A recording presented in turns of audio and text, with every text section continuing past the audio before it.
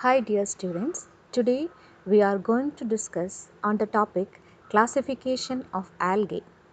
All of you know that algae are included under the two kingdoms, Kingdom Protista and Kingdom Plantae, according to five kingdom classification by Whitaker.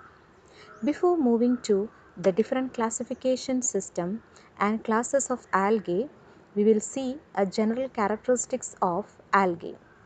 Algae are eukaryotic organisms that have chlorophyll A and carry out oxygen producing photosynthesis.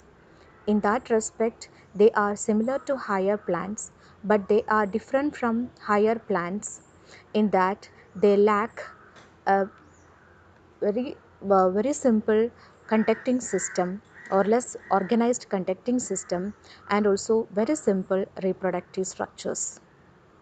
Phycology is a term which deals with the study of algae. Phycology or algology is a branch of science which deals with the study of algae. The term phycology is derived from the Greek word phykos, meaning seaweeds. And now we'll see the distribution of algae. Algae are commonly found in water environment. In water environment, we can see them in freshwater, marine or brackish water. In water environment, this algae can be seen as planktonic forms, which are free floating forms of algae.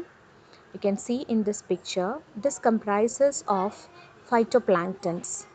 The second group is the benthic algae, which is seen at the bottom of the water surface, and the neustonic forms are seen in water atmosphere interface.